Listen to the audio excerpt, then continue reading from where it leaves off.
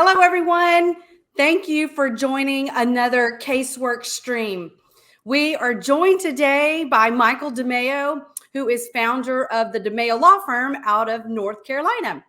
And Michael has created this client-centric approach for how they nurture and care for their clients that we're going to be speaking about today. Michael, first, thank you so much for taking time to visit with me today and to share this message about, we're going to talk about it, what you've coined as the DeMayo way. Absolutely. Happy to be with you. Yeah. So, one thing everyone always wants to know, and I'm always curious about, is what made you decide to go to law school? And, let's just start there.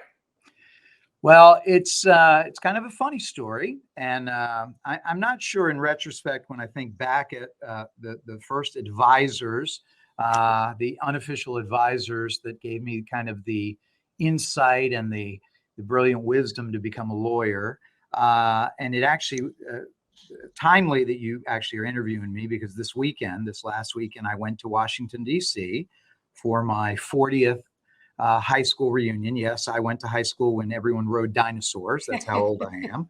But I went to a Jesuit prep school. And for those of you that don't know, Jesuits are an order of the Catholic priesthood that focus on two things. They focus on education and service to the poor.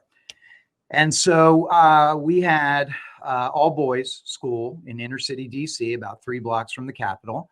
But a lot of the priests that taught us had PhDs from Harvard and Yale, a lot of Ivy League. So very, very smart priests, but they were hard A's, and rhymes with rasses. I don't want to curse on your, but they didn't think twice about throwing us into walls and smacking us upside the head. And God forbid, if you would use the Lord's name in vain, you would get some serious bodily harm inflicted on your body. So to this day, I probably use way too many F-bombs and that sort of thing, but I do not use the Lord's name in vain. That lesson was ingrained in my head. But it's funny because someone asked me that at the reunion, and I reiterated it in a Facebook post that what a great time we had at our reunion. But I remember my sophomore year, one of the priests, and I think that he said it probably more in exasperation than more like kind of giving me career advice. I believe the comment, and I think I'm quoting, and I'm going to keep the priest's name anonymous because I think it's appropriate not to kind of impute or in any way implicate him in any manner. Sure. But I believe the exact quote was, "Son, you would argue with a brick wall and win. You should be a lawyer, or you should really consider a career as a lawyer."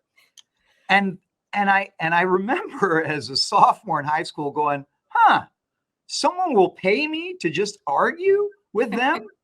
And I'm sure I was arguing some point. It was either in class or with the priest in particular. Maybe it was whether or not I should get jug or detention or something. I said, wow, this is a career that people will actually pay me to argue. I probably didn't have the high moral ground or whatever, but I was like, that's a novel concept, because my father was a teacher. My mother was a social work. And I was like, and so anyway, the seed was planted that right. I could talk, argue, and actually be compensated for doing that. And the other thing that the Jesuits do, at least Gonzaga, our motto was men for others. So the whole idea was helping other people. Right. And in our high school, we had a soup kitchen. So our senior year, we all had what was called Eagle projects. And one of the projects was you would feed the hungry. I mean, we were literally in a bad neighborhood in inner city DC, even though we were 3 blocks from the Capitol. So another thing that was instilled in us, service to the poor, or service to, I think I taught 6th graders math, which, knowing my math skills, that's probably, those kids probably are still struggling to this day. But ultimately, I think service to others, men for others, was instilled in me. So those two things, believe it or not, being an attorney and helping others dovetailed very nicely into a career as a personal injury attorney. So because I didn't get the traditional advice that people get, I guess, from their parents, or from career advice that you get maybe from career services. I mean, I knew when I went to undergrad at Wake Forest, and I just knew I was going to be a lawyer. And I kind of knew that I was going to be a PI lawyer. I went to Chapel Hill Law School. I did the traditional internships at the big silk stocking firms, both my first and second year. And even though I'd gotten offers at these firms, I said, I can't do this for the rest of my life. I can't say, no, we're not responsible. No, we're not going to pay, Right. No, we're not, we're, corporate America. I just knew I couldn't do that.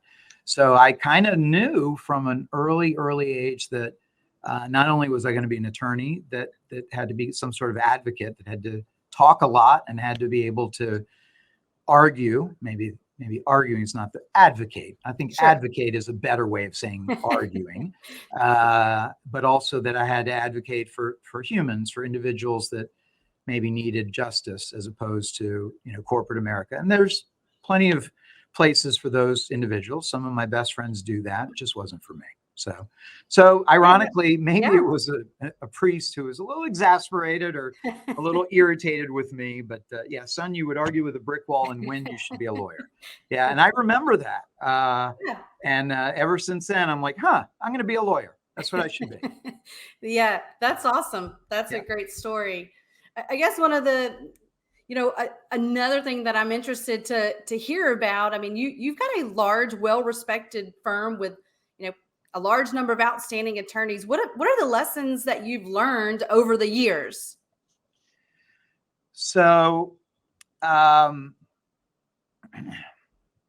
I first started my practice, I was kind of in a unique position. I went to work right out of law school for a smaller plaintiffs firm. And then a year and a half in, I started my own firm. And that's a funny story in and of itself that I won't get into. But I realized that certainly a year and a half into your practice in a career, you don't know a whole lot. And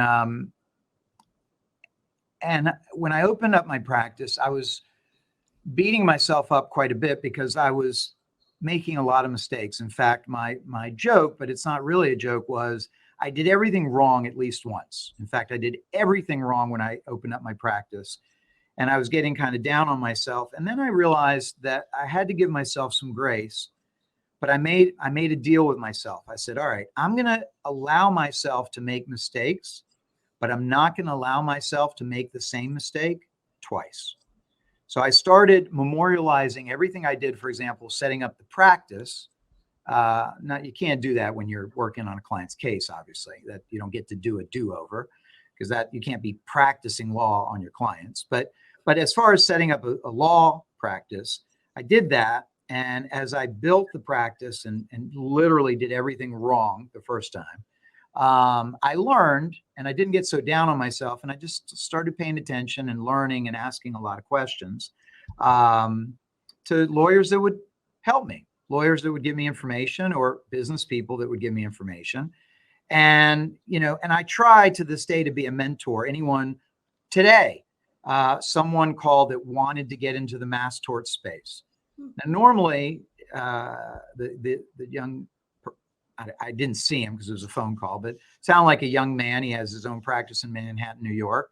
And he was just so appreciative. He goes, I can't believe I got you on the phone. Someone of your stature, this and that. I said, what stature? And he says, I really appreciate you taking the time. And I said, he says, if ever I can do anything, come to New York, you need office. I said, I tell you what, you make me a promise. When you're successful in 5, 10, 15 years, do me a favor. You be a mentor to someone. If someone needs some advice or help, or you can give them a leg up, or you can tell them something about, how you started your practice. I said, how are you being competitive in Manhattan of all places, a personal injury attorney in the middle of Manhattan? And he told me, how he'd gotten a leg in or leg up. And I said, I'm a believer that we're all put on this earth to help each other, as attorneys, as human beings. And, there's plenty of business for each other. There's plenty of, help each other be a better father, a better mentor, a better lawyer, a better human being, a better mother, a better vendor and case manager, whatever it is you do.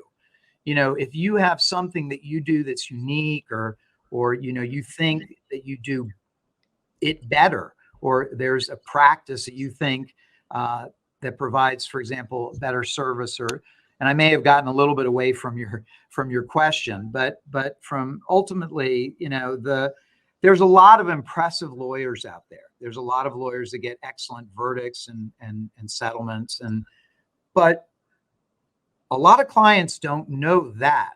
They just know, for example, how they're treated and how they're spoken to. And I realized early on that the way I was going to distinguish our firm and our practice was how we were going to approach and how we were going to treat each and every one of our clients. And I didn't want to have good or very good or excellent.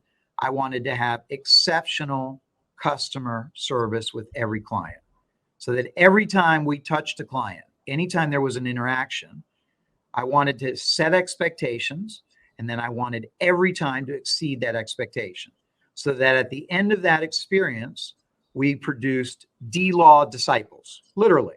Not any blasphemous comments there. We're not trying to compete with God or any religion there. We obviously defer to God or Adonai or Jesus or any religion that you go with. But we don't obviously want repeat customers, because then that's a whole nother problem in and of itself, if it's a mass tort or if it's a single event case. But over 54%, we average 54 to 50%, 56% of our cases come from referrals. We spend millions of dollars a year, on advertising to get single event cases, but the majority of our cases, over half, come from past clients, because they literally go out and they're disciples. I mean, they literally say, you can't go anywhere else. And it's sort of like, if your tooth hurts and you say, oh, my tooth hurts, I need a root canal. Well, what are you going to do?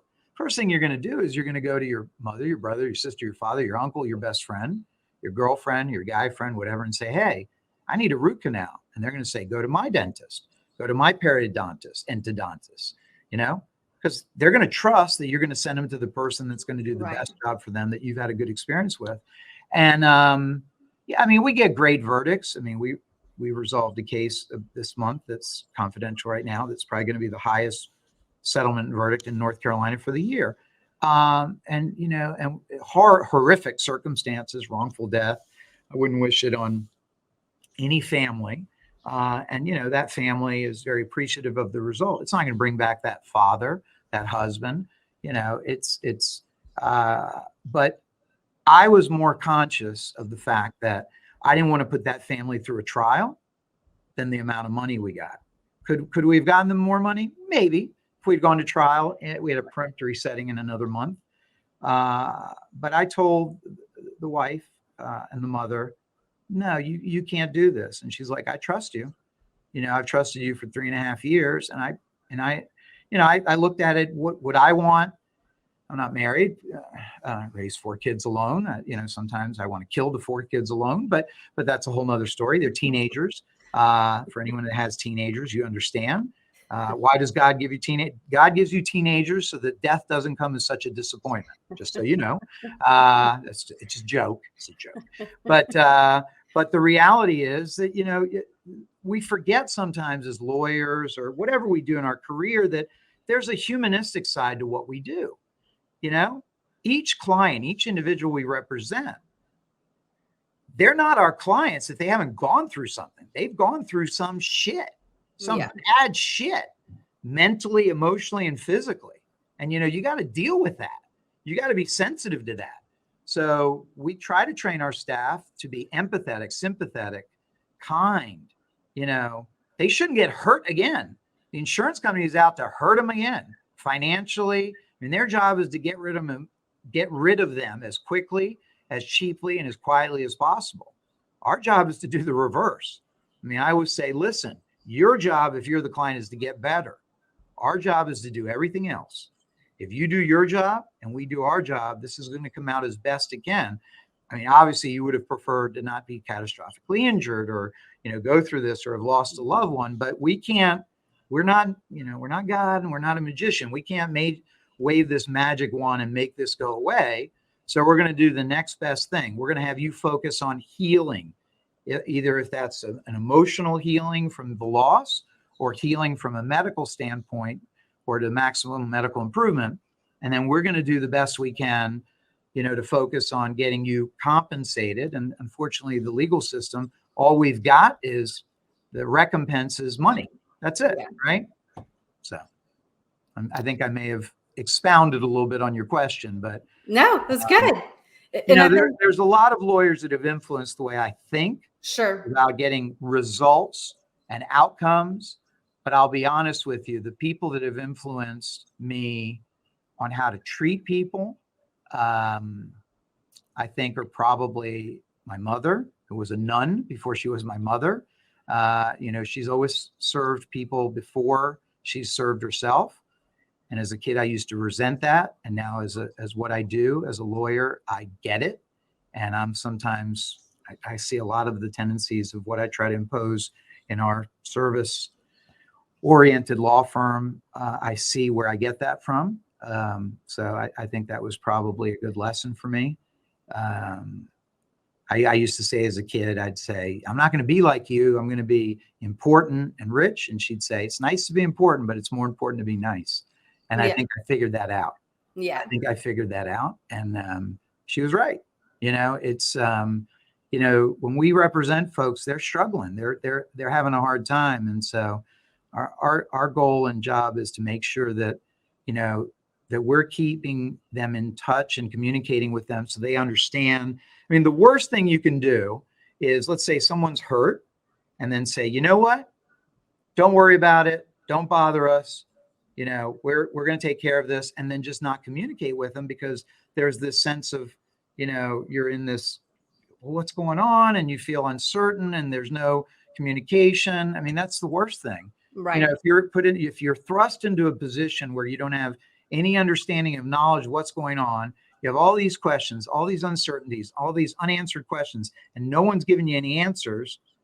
Of course, you're going to feel very uncomfortable. You're going to have a lot of anxiety, a lot of frustration. Whereas on the other hand, you go at the beginning, you say, hey, this is probably what this is going to look like. Here's a reasonable framework of what to expect. Okay. This is what it's going to look like. We're going to check in with you at reasonable benchmarks. But if you have any problems or questions other than that along the way, feel free to contact us. And here we go. And then set that expectation and then exceed that along the way. Well, that's not a business relationship anymore. We've created a friend. You're part of the family and you feel like you're in the fold. And that's what we want it to be. We don't want you to be hurt, because if you're part of the family, I don't want you hurt. I don't want you to have to come back to me, but if you have anyone that we can help, you sure are always going to make sure that you're going to get that person to us, because we're going to take care of them. Yeah. And talking about this is the DeMayo way. And I got to personally experience this when I visited with you a few months ago. This culture, what you're talking about is, it's kind of the intentional, it's this culture that you have within your firm, and it's palpable the moment. I remember when I first walked in the front door of your firm. It started with, the employee that greeted us. And that's then the concierge. That's the concierge. Okay. Well, and then I was so excited when you and I talked about the expectation you have. What you just outlined is not just the expectation you have on your single event cases, but also for your mass tort cases. And you really want this proactive outbound communication being done every month with your clients. And I think it's exceptional. I think that it's a high expectation that, is great. And I wanted to just expound a little bit on it. Sure. Some of the things that you shared that day that we connected have left an imprint on my mind.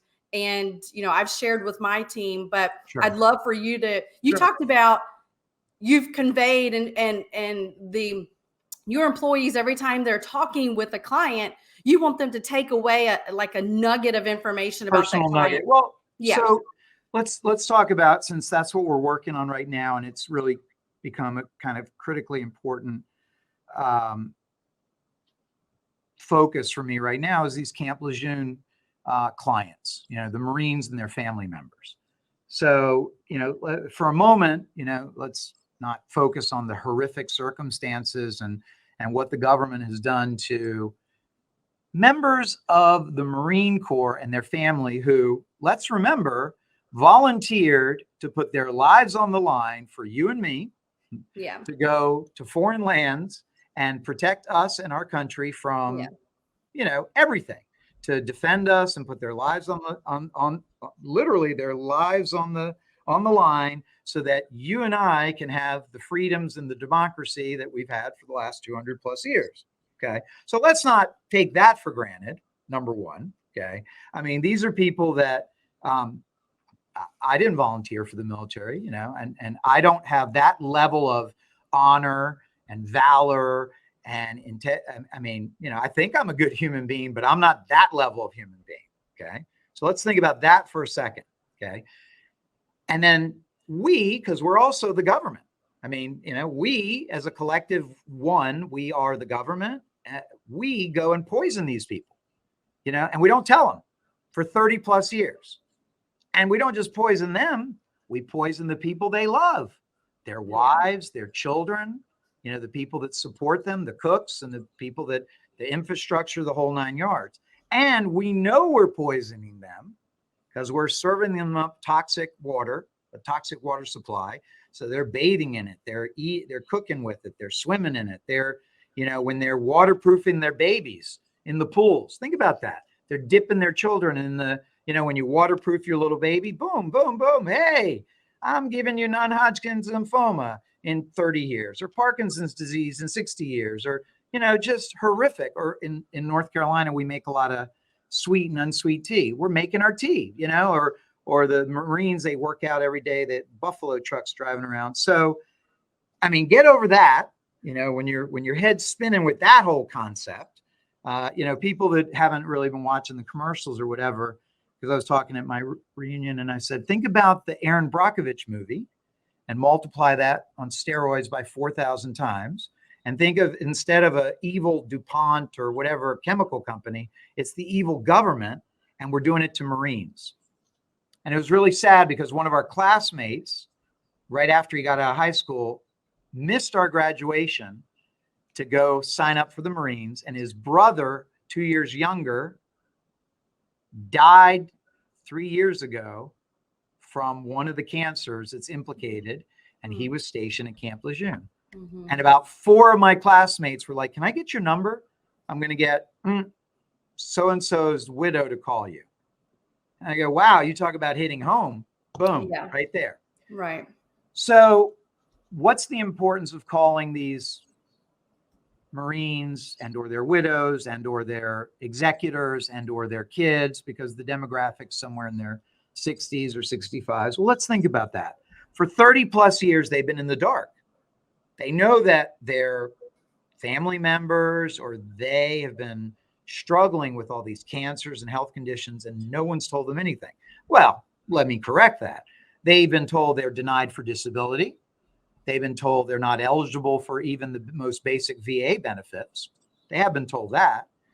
They've been told there was no unusual spike in all these cancers and health conditions, even though the government knew that, right?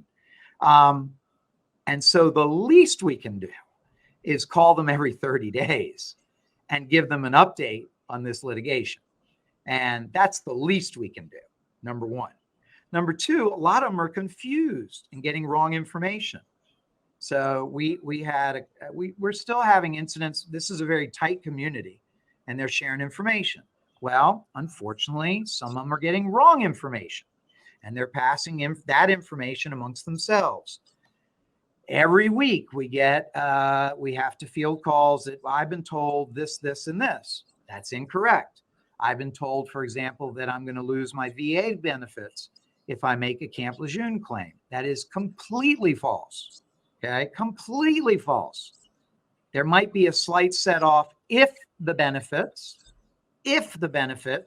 directly tie to, for example, if someone has Parkinson's disease, which usually they're not getting VA benefits for Parkinson's disease, there might be a set off. Okay, but we'll deal with that. And they're not going to get hundreds and hundreds and hundreds of thousands. Right. Okay. they're getting a nominal sum on a monthly basis. And so they're absolutely going to come out better if they make a claim. Okay. They're not going to be denied their benefits. Okay. And it's a very high bar for the VA to even deduct that from their benefits. Okay. So they're being told things by the VA case managers to scare them into not making claims. Oh my God. Are you kidding me? Let's poison them. Let's deny them benefits. And now the one shot they've had in 30 plus years for reparations, where the government actually says, oh, yeah, we've been killing them, not telling them we feel guilty. Let's actually put a bill through Congress that gives them a very tight window, 2 years, because it's a 2-year statute of limitations, where they can actually have a shot at getting some recovery, right? Their own recovery.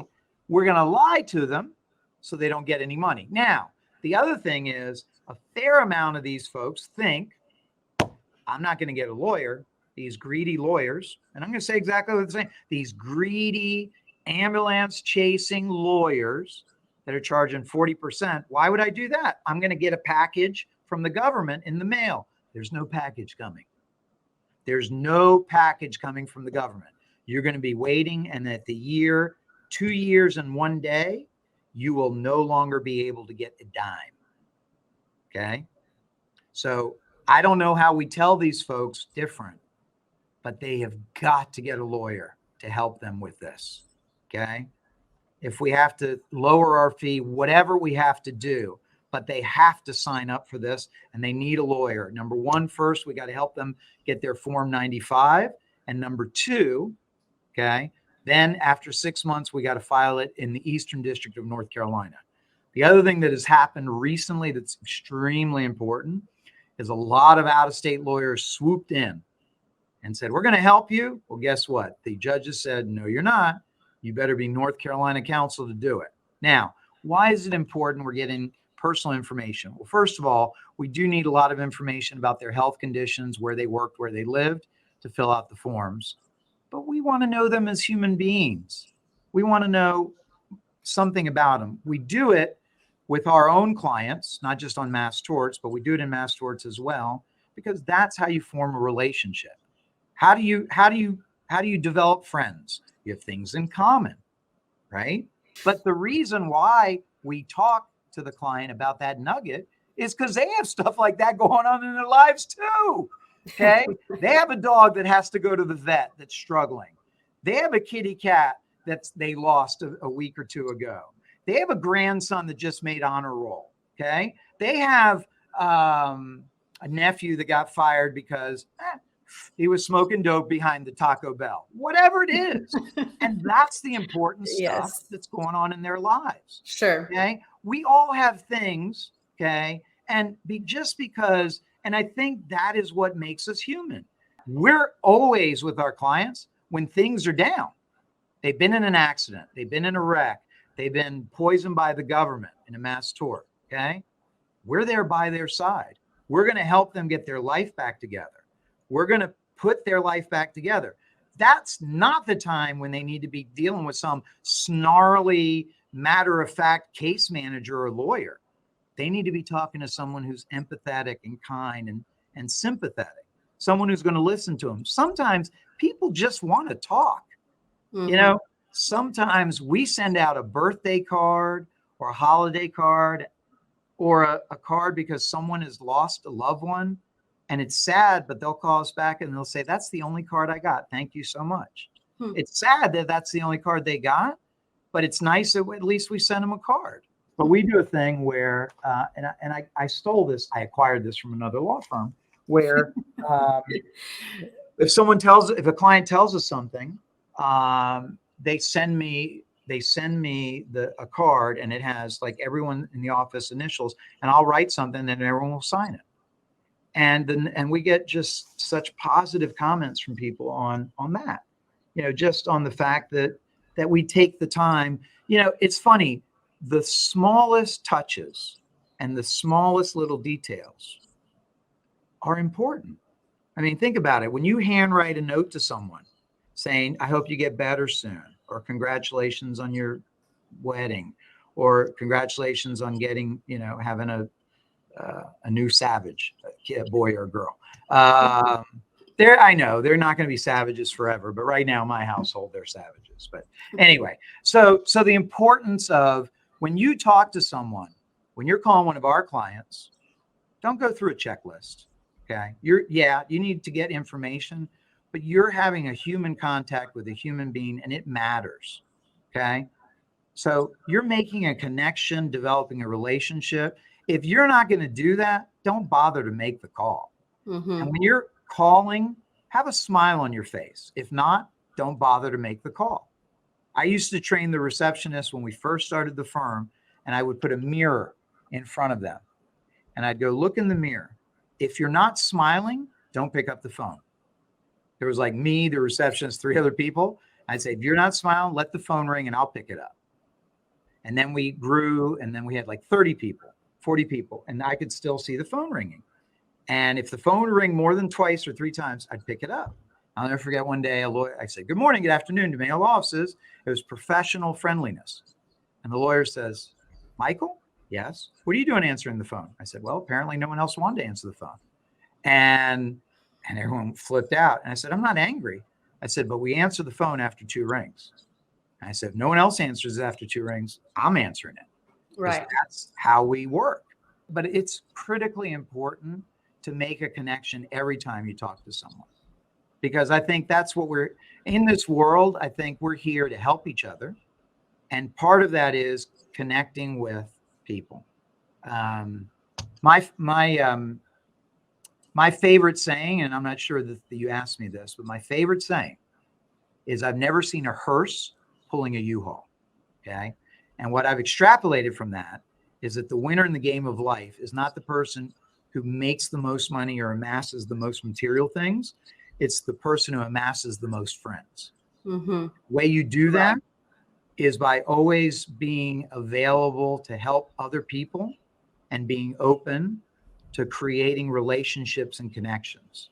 I said, if you can make a difference in someone's life every time you go somewhere or every time you interact with someone, what if everyone did that? What if everyone in this world did that? Every time they touched a human being, not just in their job. Sure. Yeah. In the grocery store. I always love those, what's the guy's name on John Quinones or whatever? What would you do? I love those shows. When they see if the person's going to do the right thing or stand up for someone. Oh, I love those shows. I mean, I just love those because I always applaud the people that do the right thing. Uh-huh. That stand up for the underdog. Because I think that's what we do as plaintiffs lawyers. We stand up for the underdog. And it's so much better if you do it and you don't get any credit for it. Mm-hmm. Like if you leave a tip or you leave something and no one knows it was you. Because I always think you get extra points when you die or something. I don't know.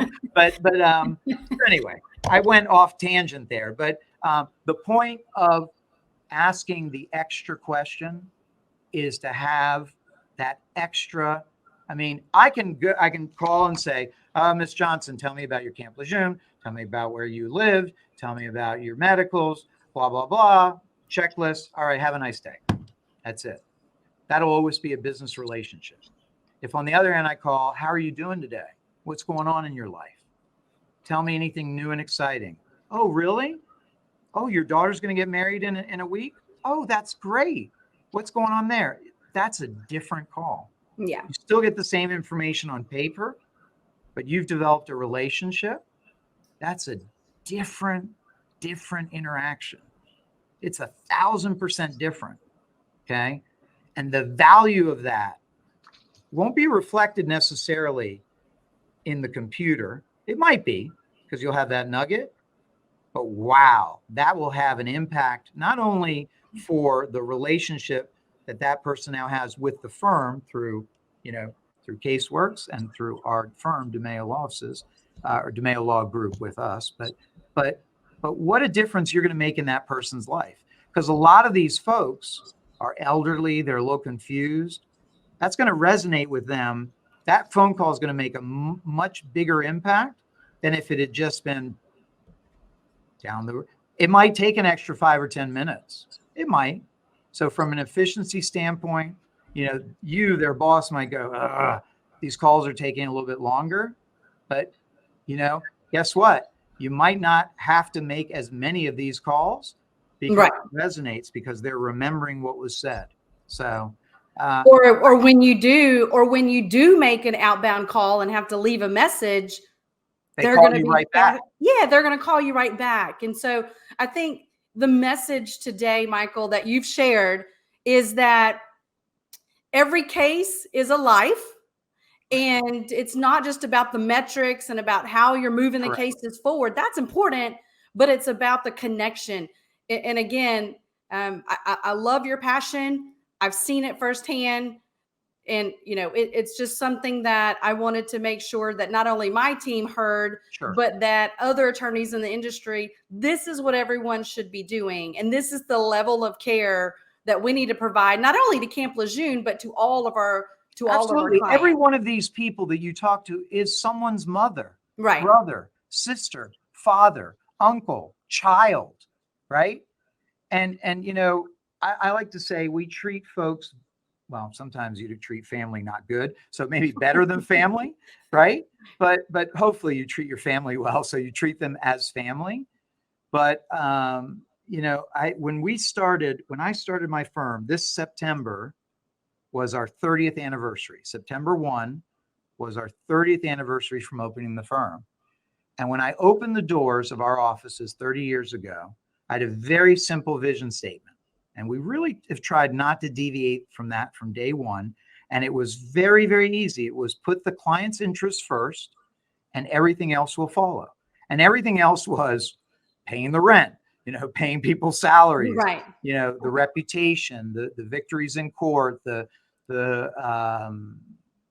accolades, the growth, and ironically, everything else is followed. And we've broken every rule. I mean, people said, don't cut your fee. That's the dumbest thing you can do. We've cut our fee on every case. They said, don't call the clients as frequently as you do. That's dumb. We did that. They said, everything people told us not to do, we did. I mean, literally, the focus on customer service. In fact, I remember for the first 15 years of my practice, I would go to these seminars with other marketing lawyers, and everyone would tell me, you are all wrong. You're all focused on customer service and quality. And they were like, spend more money on TV, spend more money on advertising. And I'd be like, well, number one, I don't think that's right. Number two, I don't have the money to spend it on that. So I'm just focusing on giving the client just a phenomenal customer experience. And they're like, you're wrong. And then fast forward 15 years later, I had these huge law firms coming to visit my firm going, how do you do this again? And they would come and spend a couple of days going through, and they were just taking notes, and they were sending their CEOs and COOs and the owners, and they were just hanging on my every word, and I remember when I did the Ritz-Carlton DeMayo customer service at the one that they do in Miami, the National Trial Lawyers. Trial lawyers. And, and I did the seminar, and I mean, after I put on the presentation, I even had the people from Papantoni's office. I mean, I literally, after the presentation, they descended on me like a horde. But what was so funny was I remember prepping for that seminar and doing all there was like 18 points, do this, do this, do this. And the paralegal helping me put it together said, Mr. DeMayo, we're giving them all our secrets. I said, so what? It's like, aren't you worried? I go, why? She goes, why not? I said, because not one of these lawyers is going to do it. And you say, why not? I said, because it takes work. It takes, you're going to give away some of your fee, and they're not going to do it. They're not going to do it because they just won't do it. And, I went through it and I said, do this. I said, I'd be thrilled if any of these law firms would go back and implement some of these things. And a lot of what we do is modeled after kind of the Ritz-Carlton philosophy, which is they give every one of their employees a blank check up to $2,000 to make a guest stay more enjoyable. The janitor all the way up to the CEO can spend up to $2,000 to make any guest that they see that their stay at a property more enjoyable. And I experienced it the first time I stayed at a Ritz-Carlton. And I won't go into the story, but when I experienced it, and it was a small purchase that they made for me in the middle of the night. I arrived. In those days, I wore contacts, and they went and they bought me some contact lens cleaner. I checked out and I said, "Hey, you're missing this on the bill." And they said, "No." And I was arguing with the person at the front desk. I said, "No, you did." I said, "The guy wouldn't let me give him a tip." And I said, "This is wrong." And I scared everyone at the front desk. And so I went back and researched. I said, "That's amazing." And I said, "I'm going to implement something like that." That's why when you came to my office, there was a concierge. The second time you come to my office, we'll know what you like to drink, what kind of coffee, soda, whatever, whether you like the DeMayo cookies, what snacks you like. If you were a client, we'd have a drive-by, not the bad kind, but if you had a case manager / paralegal and a lawyer, they would come greet you accidentally in the lobby and just say hello, even if you weren't there to see them. But that would be kind of pre-planned. Your snacks of choice, your coffee of choice, how you like to drink your coffee, that would already be programmed in, and the concierge would bring that to you. That's the level. You get that at the Ritz. You don't get it at any other hotel. Okay. But that's why when I go to a seminar, like that trial lawyers, it was at the Lowe's, right? Where did I stay? At the Ritz, club level, because they've made a believer out of me. I'm a lifetime disciple. Yeah. And all it took was a $15 bottle of saline, okay, about 20 years earlier. So we're making D-Law disciples. You can do that. And you say, well, why do I want to make a disciple out of a PI client? Because you don't want them to get hurt again. But guess what? Their mother, their brother, their sister, their father, and their sphere of influence, they're going to send you clients. And their sphere of influence in mass torts. This, for example, this Camp Lejeune community, Marines, who are their friends, other Marines and their wives. So it's very important that we show these folks compassion because they've gone through a lot and they're going through a lot, and getting them, I was on a call 2 days ago with a bunch of lawyers, and they said, oh, they don't know where they lived. And I just flippantly, I'm not thinking, well, how do they know? What do you mean they don't know where they live? And he was very smartly, he goes, Michael, where did you live in law school? And I go, good point.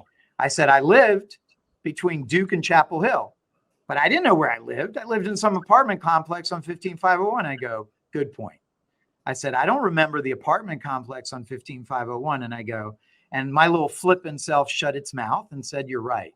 Granted, they lived on the base, but they don't know the complex they lived at had not Point or, Tarawa Terrace. And I go, yeah, you know what, DeMayo, shut up. Sometimes your mouth gets ahead of your brain sometimes. And that makes perfect sense that they don't remember exactly their address. So even being sensitive to that, and they're in their 70s. I'm a little bit younger and I don't remember if I went to the restroom 2 hours ago. So, good Lord. So sometimes just being a little compassionate and kind and caring, and sometimes we forget to do that a little bit. So, not that you asked me that, but just being like that as an individual in our lives, if we can show a little bit more patience with each other and kindness, goes a long way. I think it goes a long way. And I'd like to see that if anyone's representing my firm, at least if they're dealing with our clients, we try to teach that with our staff. And by the way, we try to teach it amongst our staff.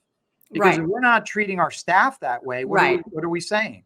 If I go out and scream at everyone here in the office, well, I'm the biggest hypocrite there is.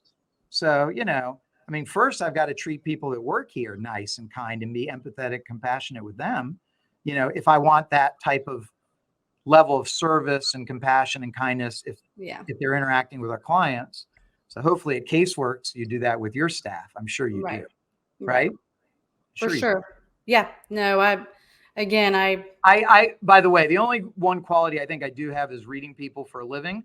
And I do think I sense that you do that with your team. So I feel like that. I feel fairly comfortable that you do that with your team. So, Michael, thank you so much for taking time to share with us all the tidbits, the words of wisdom, kind of giving us all the secrets of the DeMayo way.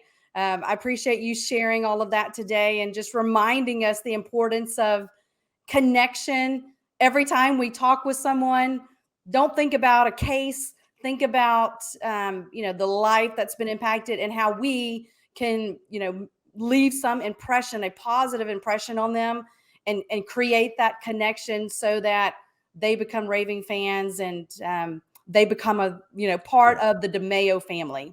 Well, So absolutely, sure, and my pleasure. And I'll be honest with you, I don't really call them secrets, and I don't really think there's anything special or unique about what we do. I mean, to be honest with you, I think it's just being a kind, empathetic, sympathetic individual human being. And I think sometimes, we get a little too wrapped up and a little too technical about what we do, but it's being sincere and unique in how we relate to other human beings. Sometimes I think we get so caught up in our daily lives and, what's important, what's not important. And when you think about it, a lot of the stuff that we place importance on ain't that important. I mean, I got this or that, or, I got to get the car, the oil change, whatever it is. But if you distill what really is important in life, it's our health, our family relationships and our friends, and everything else. There's usually a solution to it, and so it's important. I think at least how we treat people and how we interact with folks. And I just have always believed that if you can make a positive difference in someone's life, if you can put a smile on someone's face, versus having no impact or putting a frown on their face, why not do that? I mean, why, from the most pessimistic standpoint, what's it going to hurt? What's it going to hurt? Why not do that? And sometimes when I'm talking to my teenagers, they just, every once in a while, I think I see a light that they go, wow, dad has a little bit of wisdom here. But why not make someone's day a little bit brighter? yeah. Why not lift them up a little bit? And by the way, when you do that, inevitably your day gets lifted. Your day gets brighter. The person who benefits from that interaction inevitably is you, because you go away feeling so much better about yourself. Because when you help someone, when you give something of yourself with no expectations of getting anything in return, wow, what a feeling you get. And just try that once or twice or 10 times a day. And let me tell you, at the end of the day, do a survey, do a little psychological, mental survey of how you feel.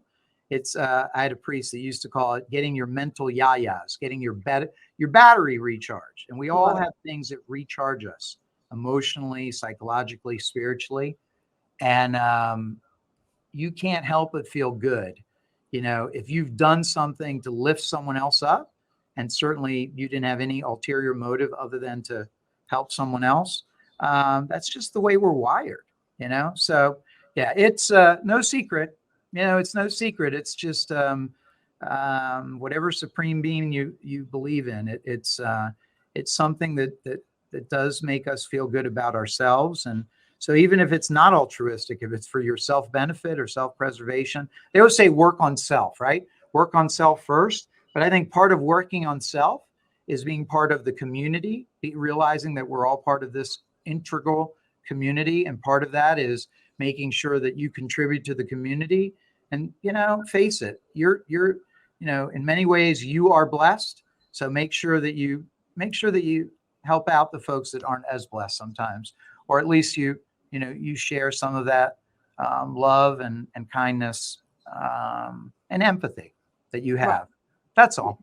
So thank you. I appreciate you asking me some questions about things that I think are important in life.